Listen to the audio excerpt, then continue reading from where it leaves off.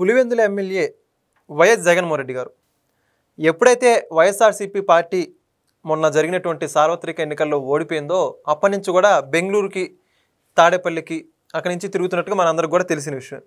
అయితే ప్రతి మంగళవారం తాడేపల్లి వచ్చేటువంటి జగన్మోహన్ రెడ్డి గారు ఈ మంగళవారం మాత్రం ఎందుకని రాలేదు? లిక్కర్ స్కామ్లో మిథున్ రెడ్డి అరెస్ట్ తర్వాత తాడేపల్లి రావాలంటే ఆలోచిస్తున్నారా? అయితే ఈ ప్రశ్నలకు అన్నిటికీ సమానం తెలుసుకునే ప్రయత్నం చేద్దాం. ప్రస్తుతం మనతో ఉన్నారు senior journalist doctor Bharat Reddy గారు. సార్ నమస్కారం. నమస్తే. జగన్మోహన్ రెడ్డి గారు ప్రతి మంగళవారం బెంగళూరు నుంచి ఖచ్చితంగా తాడేపల్లి వచ్చి ఆయన పర్యటనల దృష్ట్యా లేదా కార్యకర్తలు ఏదో ఒక మీటింగ్ అయితే ఏర్పాటు చేసుకున్నారు. కానీ ఈ మంగళవారం మాత్రం రాలేదు. అయితే అన్ని వేళ్ళు కూడా మిథున్ రెడ్డి అరెస్ట్ అయ్యాడు, నెక్స్ట్ ఈయన పేరు చెబుతాడు, అందుకే భయపడి రావట్లేదని ఒక వాదన కూడా వినిపిస్తుంది. ఏంటంటారు? మనం గతంలోనే చర్చించుకున్నట్టు ఇక లాస్ట్ అరెస్ట్ ఎవరేదనేది పెద్ద ఎత్తున చర్చ జరుగుతుంది. మిథున్ రెడ్డి తర్వాత ఇంకా అరెస్టులు ఉండవా, ఉంటే లాస్ట్ అరెస్ట్ ఎవరు, ఉంటే కనుక ఒకవేళ జగన్మోహన్ రెడ్డి ప్రమేయం లేకపోతే మిథున్ రెడ్డి తోటి ఆగిపోయే అవకాశం ఉంటుంది. ఒకవేళ నెక్స్ట్ అరెస్ట్ ఉంటే ఇక లాస్ట్ చివరికి క్లైమాక్స్కి వచ్చినట్టుగా మనం చెప్పొచ్చు. దానికోసమే సిట్ బృందం కానీ దర్యాప్తు సంస్థలు కానీ చాలా రోజుల పాటు ఆధారాలు సేకరించడం కోసం మిథున్ రెడ్డి ఒకవైపు బెయిల్కు ప్రయత్నిస్తున్నప్పటికీ మిథున్ రెడ్డి విషయంలో కొంత చూసి చూడనట్టుగా వివరించినట్టుగా మనకు కనిపిస్తుంది. ఎందుకంటే పూర్తి ఆధారాలతో మిథున్ రెడ్డిని అరెస్ట్ చేసినట్టయితే నెక్స్ట్ అంటే ఫైనల్ ఎవరు, కర్త కర్మ క్రియ ఎవరు అనే దాని మీద పూర్తి వివరాలు సంపాదించాలనే ఉద్దేశంతో మిథున్ రెడ్డి విషయంలో చాలా రోజులు దాదాపు 2-3 నెలల క్రితమే మిథున్ రెడ్డి పేరు లిక్కర్ స్కామ్లో ఉన్నట్టుగా వార్తలు వెలువడ్డాయి. కానీ తర్వాత వాళ్ళను కూడా ఈయనది 29, 28 ఆ టైంలోనే ఈయన పేరు వచ్చింది. కానీ 30, 31, 32, 41 వరకు లిస్టులో అరెస్ట్ చేసినప్పటికీ ఈయనను మాత్రం చివరికి అరెస్ట్ చేయడం జరిగింది. అంటే మిగతా వాళ్ళకి నోటీస్ ఇచ్చి కొంతమందిని అరెస్ట్ చేయడం జరిగింది. చెవిరెడ్డి భాస్కర్ రెడ్డి లాంటి వాళ్ళని, ధనంజయ రెడ్డి, కృష్ణమోహన్ రెడ్డి వీళ్ళందరి పేర్లు తర్వాత వచ్చిన పేర్లను కూడా అరెస్ట్ చేసి ఈయనను అట్లా ఆపి ఉంచడానికి సిబిఐ వ్యూహాత్మకంగా, మన సిట్ బృందం వ్యూహాత్మకంగా వివరించినట్టుగా కనిపిస్తుంది. అతను బెయిల్ అప్లై చేసుకున్నా, బెయిల్కి వెళ్ళినా పెద్ద వాళ్ళకేం పట్టించుకోలేదు. హైకోర్టు బెయిల్ తిరస్కరించింది, సుప్రీంకోర్టు బెయిల్ తిరస్కరించిన తర్వాత ఈలోపు ఆధారాలు సేకరించిన తర్వాత వాళ్ళు అరెస్ట్ చేసినట్టుగా మనకు కనిపిస్తుంది. మిథున్ రెడ్డి అనేది ఈ గతంలో చాలామంది అనుకునేది అంటే విజయసాయి రెడ్డితో చాలా లీకులు వస్తాయి, చాలా దగ్గర సంబంధాలు ఉన్నాయి, విజయసాయి రెడ్డి ద్వారా మొత్తం జరిగింది స్కామ్ అని అనుకున్న సందర్భంలో విజయసాయి రెడ్డి పక్కకు తప్పుకోవడం జరిగింది. ఒక దశలో జగన్మోహన్ రెడ్డికి రాజకీయంగా ఈ కేసుల పరంగా అన్నిటి పరంగా పక్కకు తప్పుకొని కేసు రెడ్డి లాంటి వాళ్ళ పేర్లని తనే బయట పెట్టడం జరిగింది. కొంత అప్రూవల్గా కూడా మారినట్టుగా కనిపిస్తుంది. అందుకే విజయసాయి రెడ్డి పేరు ఎక్కడ కూడా ఇటీవల కాలంలో ప్రస్తావనకు రావట్లేదు. కానీ అతనికి కావాల్సిన సమాచారం ఇస్తున్నట్టుగా కనిపిస్తుంది సిట్ అధికారులకు. అయితే మిథున్ రెడ్డికి సంబంధించి ఒక ఎంపీగా ఉన్నారు. ఎంపీగా ఉండడం వల్ల కొంత సిట్ అధికారులు కూడా కొంత జాప్యం చేయడం జరిగింది. దానికి కారణం ఏంటంటే ఆ లోక్సభ స్పీకర్కు ఇంటిమేట్ చేయాల్సి ఉంటుంది ఒకవేళ అరెస్ట్ చేసినట్టయితే. దాంతో పాటుగా మరిన్ని వివరాలు రాబట్టడానికి సాక్ష్యాధారాలతో ప్రూవ్ చేయాలంటే నెక్స్ట్ టార్గెట్ ఎవరు అనే దానికి మీద ఆగినట్టుగా కనిపిస్తుంది. మనం ఇటీవల మిథున్ రెడ్డిని అరెస్ట్ చేసిన తర్వాత ఫస్ట్ వరకు ఆయనకు రిమాండ్ విధించినట్టుగా మనకు తెలుస్తుంది. ఈలోపే ఛార్జ్ షీట్లో 1-2 సార్లు పదే జగన్ పేరు ప్రస్తావించినట్టుగా వార్తా కథనాలు అయితే వెలువడుతున్నాయి. దీని దృష్ట్యా ఇక జగన్ అరెస్టే ఉండబోతుందనేది ఇప్పటికే పత్రికల్లో సంచలనాలు వార్తలతో రాజకీయ విశ్లేషణ సాగుతున్న సందర్భంగా ఇప్పుడు జగన్ పావులు కదుపుతూ ఏ విధంగా ముందుకు వెళ్ళాలని పావులు కదుపుతున్నట్టుగా కనిపిస్తుంది.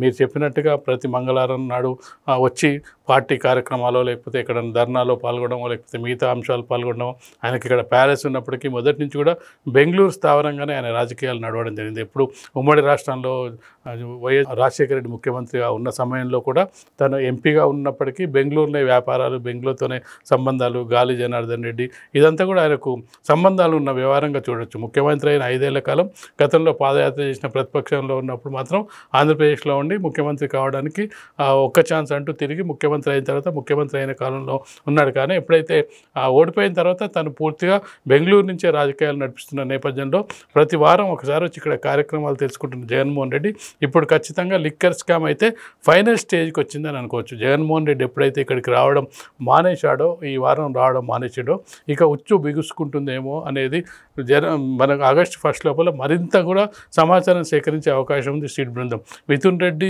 చాలా వరకు తప్పించుకునే ప్రయత్నం, ఆన్సర్స్ చెప్పకుండా ఉండే ప్రయత్నమే చేస్తాడు. ఎందుకంటే అత్యంత సన్నిహితుడు, అత్యంత కీలకమైన వ్యక్తి. ఇప్పుడు అరెస్ట్ అయిన వాళ్ళలో జగన్మోహన్ రెడ్డికి చాలా అత్యంత కీలకమైన వ్యక్తులు అరెస్ట్ అయినారు.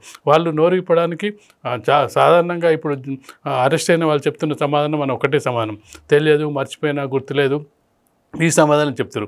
అత్యంత కీలకంగా వ్యవహరించిన సీఎంఓ ఆఫీస్కి సంబంధించిన ధనంజయ రెడ్డి కానీ, కృష్ణమోహన్ రెడ్డి కానీ, అలాగే చెవిరెడ్డి భాస్కర్ రెడ్డి, ఇటు చూసుకుంటే మిథున్ రెడ్డి, వీళ్ళు నలుగురు ఎంత కీలకం అనేది మనకు తెలుస్తుంది. పూర్తిగా ఈ వ్యవస్థనంతా నడిపించింది వీళ్ళ ద్వారానే అనేది ఇప్పుడు సిట్ అధికార బృందానికి రావడంతో ఈసారి కనుక ఒకవేళ జగన్మోహన్ రెడ్డి అరెస్ట్ చేస్తారా, నోటీసులు పంపిస్తారా, నోటీసులు పంపించే అరెస్ట్ చేసే అవకాశం ఉంటుంది వాళ్ళకు వచ్చే ఇన్ఫర్మేషన్ ఆధారంగా. ఈలోపు మరింత సమాచార సేకరణ కొరకు సిట్ రెడీ అవుతున్నట్టుంది.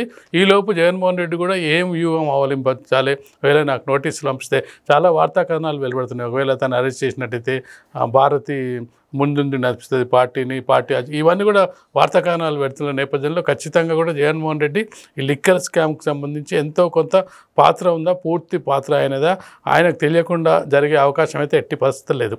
ఎందుకంటే ఇంతమంది అనుచరులు ఉన్నప్పుడు వాళ్ళకి తెలియకుండా పరిస్థితి లేదు. కాకపోతే అలాగే లిక్కర్ స్కామే లేదని చెప్తున్న నేపథ్యంలో జగన్మోహన్ రెడ్డి నెక్స్ట్ స్టెప్ ఏందనేది కూడా రాజకీయ విశ్లేషణలు సాగుతున్న నేపథ్యంలో ఖచ్చితంగా మరి వచ్చే మంగళవారం అయినా వస్తాడా, లేదంటే ఇలాగే అంటే కొంతకాలం తప్పించుకొని తిరుగుతాడా, వేచి చూడాలి. ఓకే, మరి అయితే ఇప్పుడు ఎవరైతే ఎంపీ మిథున్ రెడ్డిని ఇప్పటికీ ఆయన రిమాండ్ ఖైదీగా ఉన్నారు, మరి ఆయన సిట్ కస్టడీలోకి తీసుకుని విచారించే అవకాశం ఉందంటారా లేదా? సిట్ ఖచ్చితంగా విచారించే అవకాశం ఉంటుంది. దాంతోపాటుగా వాళ్ళు క్రాస్ ఎగ్జామ్ చేసే సమయంలో తను చెప్పే ఆన్సర్స్కు వీళ్ళు సేకరించిన దానికి కూడా ఇప్పుడు మనకు కొత్త సమాచారం ఏంటంటే ఈడీ కూడా ఎంటర్ అవుతున్నట్టుగా మనకు సమాచారం వస్తుంది. ఈడీ ఎప్పుడు ఎంటర్ అవుతుందంటే మనకు ఈ మనీ ట్రాన్సాక్షన్స్ గురించి బయటకు వచ్చినప్పుడు ఈడీ ఇప్పటికే వివరాలు సేకరిస్తుంది. ఇప్పటి వరకు ఎవరైతే నోటీసులు ఇచ్చారో, అరెస్ట్ కాబడ్డారో వాళ్ళందరికీ సంబంధించిన బ్యాంక్ ట్రాన్సాక్షన్స్, బ్యాంక్ రిలేటెడ్ అన్నీ పంపించమని చెప్పడం జరిగింది. ఆ బ్యాంక్ ట్రాన్సాక్షన్స్ ఈడీ ఎప్పుడు వస్తుందంటే వాళ్ళు పూర్తిగా ఈ సిట్ బృందం ఏమో అరెస్ట్ చేసిన తర్వాత వాళ్ళ దగ్గర నుంచి సమాచారం సేకరిస్తుంది, కొంత సమాచారం వాళ్ళది ఉంటుంది. కానీ ఈడీ ఏంటంటే పూర్తిగా సమాచారం సేకరించిన తర్వాత పూర్తిగా ఇక పక్కా ఆధారాలు, ఇక వాళ్ళకు తప్పించుకునే అవకాశం లేకుండా పూర్తిగా ఇరికిన తర్వాత వాళ్ళు వచ్చి ఎంటర్ అవుతారు అన్నట్టు. ఈడీ ఎంటర్ అయిన తర్వాత ఎంటర్ అయితే మిథున్ రెడ్డికి త్వరగా శిక్ష పడే అవకాశం ఉందనేది కూడా ఇప్పుడు మనకు వస్తున్న వార్తల్ని బట్టి తెలుస్తుంది. కాబట్టి ఖచ్చితంగా ఇది మిథున్ రెడ్డితో కలిసి జగన్మోహన్ రెడ్డికి ఎంతవరకు ఈ పాత్ర ఉంటుంది, లేదంటే జగన్మోహన్ రెడ్డిని రక్షించడానికి మొత్తం మిథున్ రెడ్డి మీదేసుకుంటాడా, లేదంటే చెవిరెడ్డి భాస్కర్ రెడ్డి వేసుకుంటాడా, వాళ్ళకేం తెలియదు. ఇందులో భాగస్వామ్యం ఏం లేదు. చాలామంది రాజకీయ నాయకులు వాళ్ళ కింద పనిచేసే వాళ్ళనో ఏదన్నా జరిగినప్పుడు నువ్వే నీ మీద వేసుకో కేసు, మేము నిన్ను చూసుకుంటామని చెప్పి ప్రయత్నం చేసుకుంటారు. మిథున్ రెడ్డి ఆ సాహసం చేసి మొత్తం తన మీద వేసుకొని ఎలాంటి సంబంధం లేదు జగన్మోహన్ రెడ్డికి అని చెప్తారా, ఎలాంటి సంబంధం లేదని చెప్పినప్పటికీ వాళ్ళు సేకరించిన వివరాలు ఇది సీఎంఓ ఆఫీస్ ఇన్వాల్వ్, వీటికి సంబంధించిన ఖచ్చితంగా ఎక్కడో ఒక దగ్గర ఆయన ఇన్వాల్వ్మెంట్ ఉండే అవకాశం ఉంటుంది. వీటన్నింటినీ దృష్టిలో పెట్టుకొని అతను రేపు ఒకవేళ అరెస్ట్ అయితే, గతంలో ఆయన జైలుకి వెళ్ళినప్పుడు ఢిల్లీ నుంచి పెద్ద లాయర్లని, అంటే సెకండ్కు లక్షలు ఇచ్చే లాయర్లను మాట్లాడుకోవడం జరిగింది. అక్కడ బయలుదేరిన దగ్గర నుంచి మళ్ళీ అతను చేరుకునే వరకు ప్రతి సెకండ్స్కు డబ్బులు కట్టించాలి, అట్లాంటి లాయర్ని పెట్టుకోవడం జరిగింది. ఇప్పుడు కూడా అలాంటి ఆలోచన చేస్తున్నారు. రేపు అరెస్ట్ అయినట్టయితే, నోటీసు పంపినట్టయితే ఏ విధంగా వివరించాలని ముందస్తుగా అక్కడ బెంగళూరు నుంచి వ్యూహాలు రచిస్తున్నాడా, అందుకే రాలేదేమో అని మనం అనుకోవచ్చు. Thank you. Please subscribe to Leo News for more videos.